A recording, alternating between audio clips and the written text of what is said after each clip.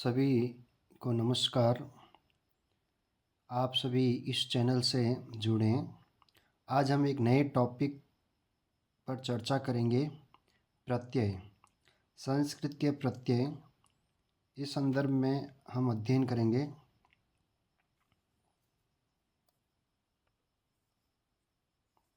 सबसे पहले देखिए प्रत्यय। प्रत्यय क्या होते हैं? प्रत्यय परश्च प्रत्यय, अर्थात ऐसे शब्द या शब्दांश जो किसी शब्द या धातु के बाद जुड़कर उसमें विशेष अर्थ प्रदान करते हैं, उन्हें प्रत्यय कहते हैं।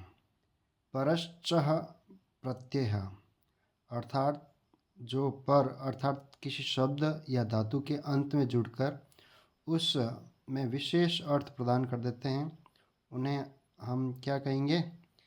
प्रत्यय। परश्च, संस्कृत में इसकी परिभाषा है परश्च, अर्थात किसी शब्द या धातु के अंत में जुड़कर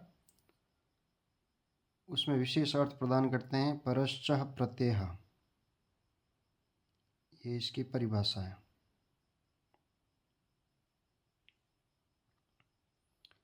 प्रत्यय को हम दो भाग में बांट सकते हैं, एक तो धातु और एक शब्द। धातु के अंतर्गत एक तो तिंग प्रत्यय और एक कृत प्रत्यय। तिंग प्रत्यय के अंतर्गत तिगंत 18 प्रत्यय है। तिप तस जी, सिप थस थ, मिप वस मस। और सन और यंग प्रत्यय। विकर्ण प्रत्यय, जो धातु और प्रत्यय के बीच में जो प्रयुक्त प्रत्यय होते हैं, उन्हें हम विकर्ण प्रत्यय कहते हैं। और दूसरा, शब्द के साथ में शब्द के बाद जुड़कर उसमें विशेष अर्थ प्रदान करने वाले एक तद्धित प्रत्यय और एक स्त्री प्रत्यय। इस प्रकार धातु और शब्द के रूप में दो प्रकार से अपन प्रत्यय को बांट सकते हैं। और यूँ माने तो मुख्यतः प्रत्यय 3 प्रकार के होते हैं। मुख्यतः प्रत्यय कितने प्रकार के होते हैं? 3 प्रकार के। सबसे पहले अपन अगर लें तो सबसे पहले कृत प्रत्यय,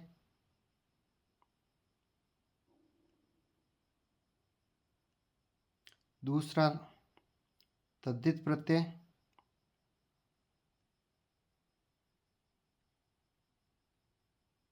और तीसरा स्त्री प्रत्यय।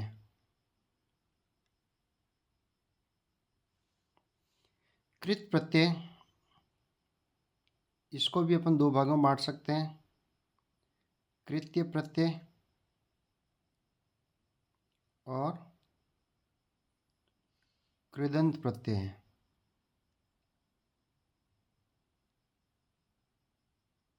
कृत्य प्रत्यय, इनकी संख्या 7 है।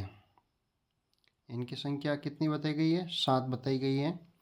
तव्यत तव्य अनियर, तव्यत तव्य अनियर, यत क्यप ण्यत और केलिमर, ऐसे करके ये 7 प्रत्यय हैं। इसके बाद में देखिए अपन महत्वपूर्ण तथ्य प्रत्यय के बारे में देखते हैं।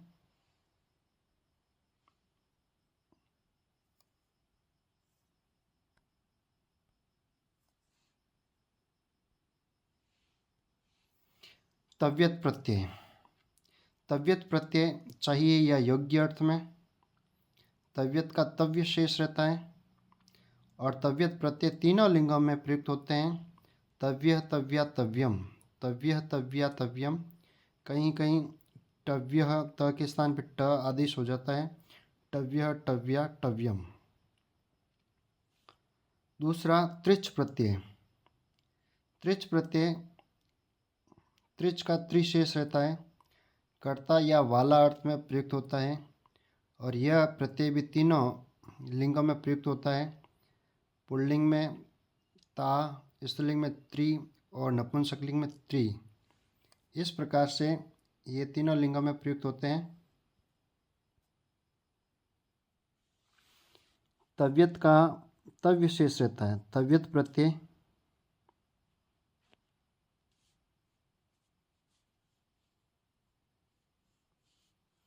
तव्यत का तव्य शेष रहता है। पुल्लिंग में तव्यः, स्त्रीलिंग में तव्या, नपुंसकलिंग में तव्यम। अर्थात ये तीनों लिंगों में इसके रूप चलते हैं। कहीं कहीं पर त के स्थान पर ट आदेश हो जाता है। टव्यः, टव्या, टव्यम। टव्यः, टव्या, टव्यम। इसी प्रकार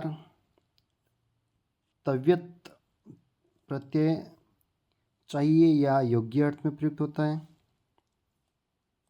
चाहिए या योग्य अर्थ में। और इसके रूप तीनों लिंगों में चलते हैं। त्रिच प्रत्यय वाला या कर्ता अर्थ में प्रयुक्त होता है। त्रिच का त्रिशेष रहता है और यह भी तीनों लिंगों में प्रयुक्त होता है। त्रिच का त्रिशेष। पुल्लिंग में त्रिच का ता, स्त्रीलिंग में त्रि और नपुंसकलिंग में त्रि। ये इस प्रकार से होता है। अब देखिए नेक्स्ट,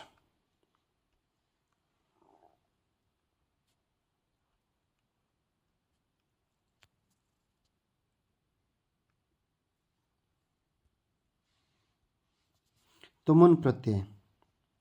तुमुन प्रत्यय का तुम शेष रहता है। तुमुन प्रत्यय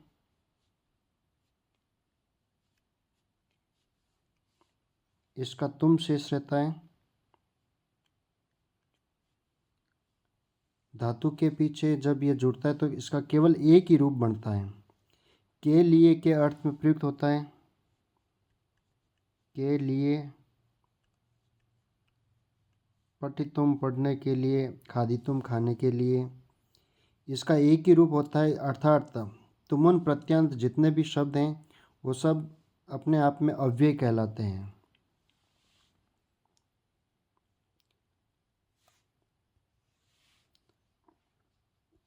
नेक्स्ट इनके उदाहरण देखिए। पठ प्लस तव्यत। पठ प्लस तव्यत।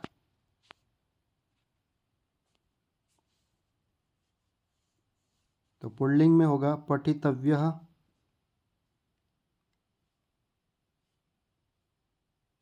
यानी पढ़ने योग्य या पढ़ना चाहिए। स्त्रीलिंग में पठितव्या।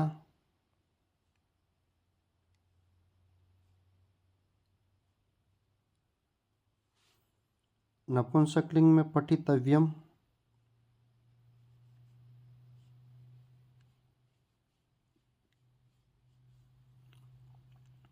इसी तरह लिख प्लस तव्यत, लेखितव्यः, लेखितव्या, लेखितव्यम। इसी तरह शुच दंतव्यत, तो शोचितव्यः, शोचितव्या, शोचितव्यम। सृज प्लस तव्यत, यह बहुत ही महत्वपूर्ण उदाहरण है।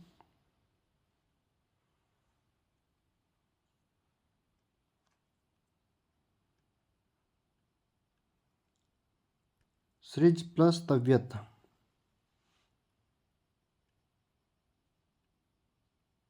सृज धन तव्यत।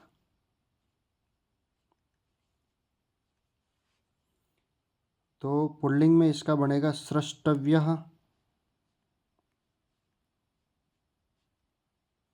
स्रष्टव्यः। स्त्रीलिंग में स्रष्टव्या, नपुंसकलिंग में स्रष्टव्यम। अब त्रिच प्रत्यय के उदाहरण देखिए। त्रिच प्रत्यय, त्रिच का त्रिशेष रहता है। कर्ता या वाला अर्थ में प्रयुक्त होता है। त्रिच प्रत्यय, इसका उदाहरण देखिए। क्रि, धन त्रिच,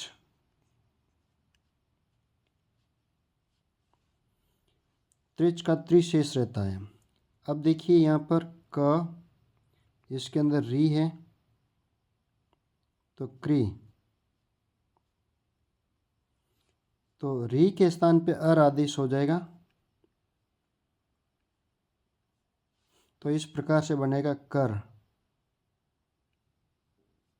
अब त्रिच का पुल्लिंग में ता, स्त्रीलिंग में त्रि, नपुंसकलिंग में त्रि। तो पुल्लिंग में बनेगा कर्ता, ये प्लस करेंगे तो पुल्लिंग में बन जाएगा कर्ता, स्त्रीलिंग में बनेगा कर्त्री,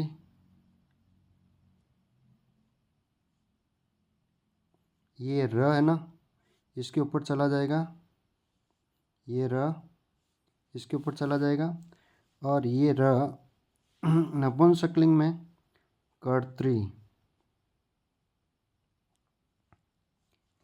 इस प्रकार से ये हुआ है कर्ता, कर्त्री, कर्त्री।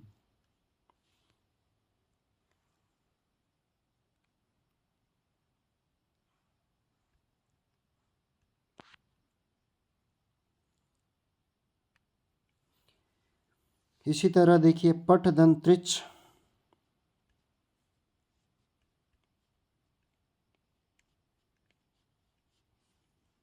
देखिए त्रिच का ता, पुल्लिंग में, स्त्रीलिंग में त्रि, नपुंसकलिंग में त्रि। अब यहाँ पर इट का आगम होगा तो ई आएगा यहाँ पर, तो पठिता, पठ धन त्रिच पुल्लिंग में पठिता, स्त्रीलिंग में पठित्री, नपुंसकलिंग में पठित्री।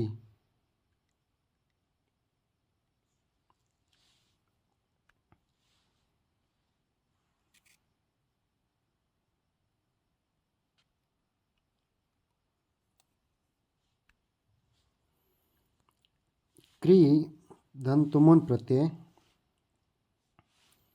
क्री धन तुमुन प्रत्यय। नेक्स्ट प्रत्यय अपन लेते हैं तुमुन प्रत्यय। क्री धन तुमुन, तुमुन में इस न और इस उ की इत संज्ञा हो जाएगी। वैसे तुमुन शुद्ध प्रत्यय ये नहीं है, शुद्ध प्रत्यय ये होता है तुमुन, इस प्रकार से न और अनुनासिक स्वर, ये अनुनासिक स्वर इसकी इत संज्ञा हो जाएगी, तो यहाँ पर तुम बचेगा। क्री धन तुमुन, अब यहाँ पर क री का अर हो जाएगा तो बनेगा कर तुम, कर तुम। पठ धन तुमुन पठितुम, दृश धन तुमुन द्रष्टुम, दृश धन तुमुन द्रष्टुम, दृश धन तुमुन द्रष्टुम, दृश धन तुमुन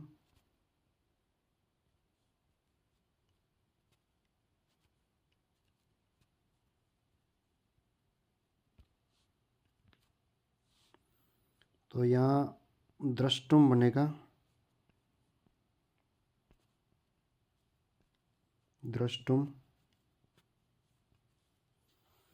अर्थात तुमुन प्रत्यांत जितने भी शब्द हैं वो अपने आप में अव्यय होते हैं। तुमुन प्रत्यांत जितने भी शब्द हैं, कृदंत हैं, वो सब अपने आप में अव्यय होंगे क्योंकि इनका एक ही रूप बनता है।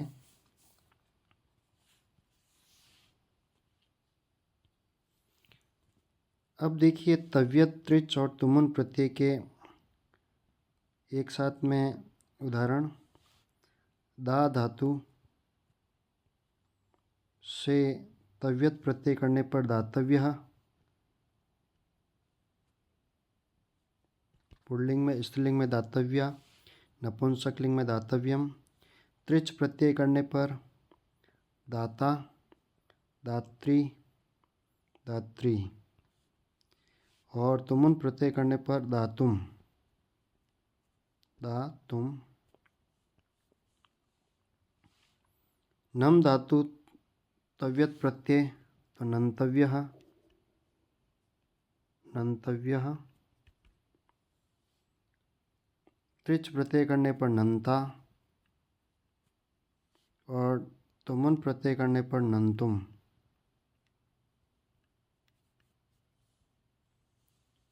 इसी तरह पच धातु तव्यत प्रत्यय तो बनेगा इसका रूप पक्तव्यः, पक्तव्या, पक्तव्यम, पक्तव्यः, पक्तव्या, पक्तव्यम। पच धातु तव्यत प्रत्यय तो पक्तव्य, च को क बन जाएगा, चजो कु सूत्र से, पक्तव्यः।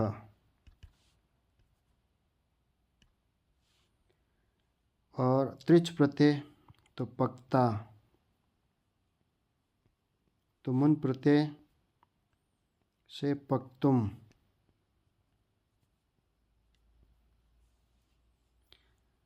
पच दंतव्यत पक्तव्यः, त्रिच प्रत्यय से पक्ता, तुमुन प्रत्यय से पक्तुम। जी धातु, जी धातु यानी जीतना, जी धातु यहाँ पर ई को ए हो जाएगा अर्थात गुण हो जाएगा तो जेतव्यः, ये तव्यत प्रत्यय। त्रिच प्रत्यय में जेता और तुमुन प्रत्यय में जेतुम।